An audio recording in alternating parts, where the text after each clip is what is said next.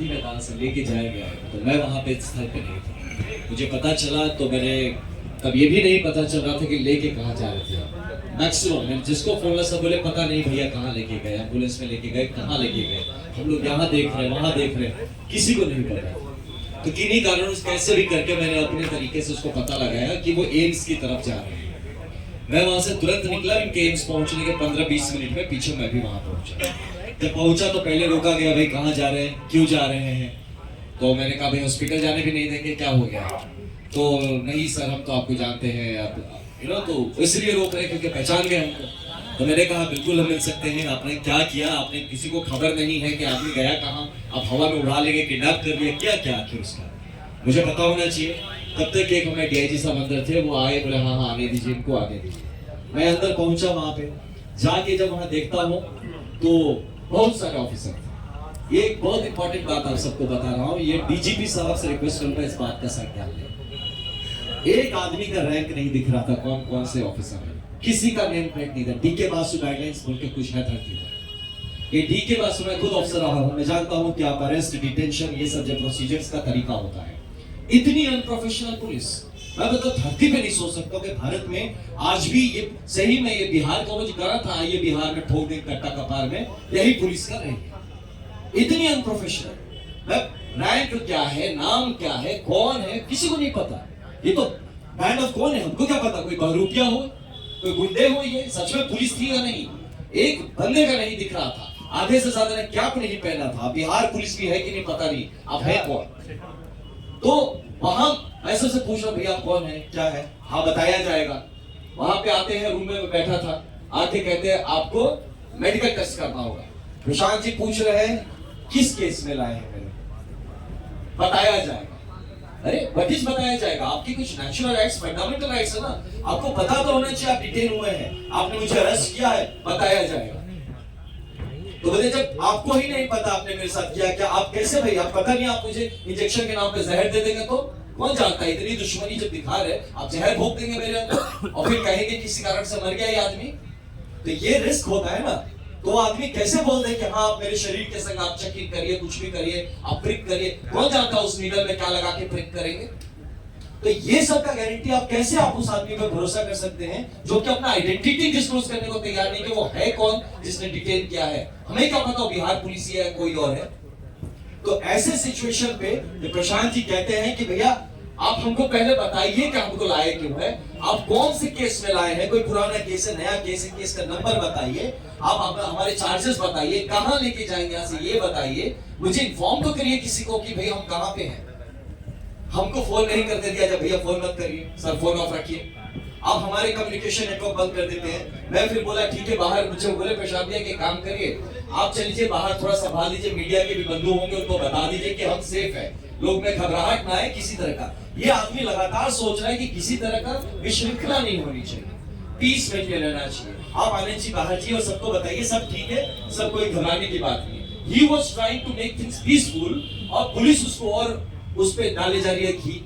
हम निकल रहे सर थोड़ा बैठ जाइए सर, हम क्यों डिटेन कर रहे हो, नहीं सर आप थोड़ा रुक जाइए, कोई सीनियर अधिकारी आ रहा है, मुझे पता है पुलिस का तरीका है रुकने का, मैं अब उसको धकेल के तो जा नहीं सकता, मैं उससे पूछ रहा हूँ अच्छा आप कौन है, सर बता देंगे, सर आप थोड़ा सा बैठ जाइए। ये सोचिए ऐसे डीजीपी सर से मैं रिक्वेस्ट करता हूँ, एंड आपका एक जूनियर हूं मैं, आपसे रिक्वेस्ट करता हूं कम से कम बेसिक गाइडलाइंस सिखाइए। ये बड़े बड़े गया मैं पुलिस अकेडमी बनाने से नहीं होता जहां डीके बासु गाइडलाइंस नहीं फॉलो करते हैं, और इतने बड़े हाई प्रोफाइल चीज में जहां प्रशांत किशोर जैसे व्यक्तित्व को आप डिटेन कर रहे हैं, अरेस्ट कर रहे हैं, साथ में खुल खुल के बड़े बड़े ऑफिसर आके बड़े बड़े होके चौड़े हो कह रहे 44 आदमी को डिटेन किया। पहले इसमें देखिए किसने डिटेन किया जरा आप निकालिए। तो ऐसी परिस्थिति बन गई थी एम्स में, जहां पे ये जो एम्स से निकलने के बाद आपने देखा होगा काफी लोगों ने रोकने की कोशिश की, खोज रहे गाड़ी ना पे ठोक रहे, किस गाड़ी में भैया कहाँ है कहाँ है। अरे यार आप लोग ये कैसा पुलिसिंग है जहां आपके पास मुंह है जबान है आप बोल सकते हैं ना, आप बताते नहीं, छुपा के क्या प्लानिंग करते हैं, काउंटर करेंगे। पूछे थे वहां पे, मतलब प्रशांत जी ने पूछा था ये बात कि आप लोग प्लान क्या करें, मेरा काउंटर करने का सोच रहे हैं क्या, इतना छुपा छुपा के रखा है, बता ही नहीं रहे कहां पे क्या होगा। मैं कैसे आपको बोलते आपका आधार कार्ड दीजिए, मैं गजब आदमी हूं, देश का कौन आदमी जो पॉकेट में आधार कार्ड लेके घूमता है। आप मेरे को चप्पल नहीं पहनने दिए, वहां से जब गया प्रशांत जी ने चप्पल नहीं पहना, किशोर जी ने अपना चप्पल उनको दिया, वहां पे वो चप्पल तक उनको पहनने नहीं दिया, बोलते आप आधार कार्ड दीजिए। मैं कहां से दे? जब आप फोन से, मतलब फोन भी तो मेरा पता नहीं कहां है, आपने फोन भी कहां लेने दिया मुझे?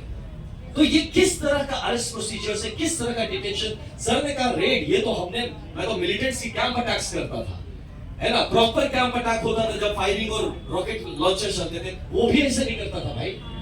वहां भी पकड़ लिया तो उसको जूते पहनने देता था, बोलते कागज वागज कहां है, मेरे पेपर्स कहां है? और यहाँ पे इस धड़ल्ले से हम किस बिहार में रह रहे हैं? और उसके बाद जब हम लोग निकलने का हुए तो यही था, प्रशांत ने मुझे लगातार बोले थे कि आनंद आप इनको शांत रखिएगा, मैं उधर जाता हूँ, आप बोलेंगे मानेंगे लड़के, आप बताइएगा, किसी तरह का कोई अशांति ना करे, हम लोग कोऑपरेट करते हैं, ये जो जानना चाहते हैं जहां ले जाना चाहेंगे जाए। कहा उनको उधर चढ़ा दिया, हमको अलग कर दिया, हमको भी एक स्कॉर्पियो में घुसा दिया कि चलो आप भी अंदर चलो, मुन्ना जी को साथ में घुसा दिया, डीआईजी थे उनको भी साथ में डाल दिया। हमने बोला भैया हम मदद करेंगे आपकी, हम नीचे रहेंगे तो मदद करेंगे, हम इस क्राउड को संभालेंगे। नहीं नहीं सर आप प्लीज यही रहिए, यहीं बैठिए।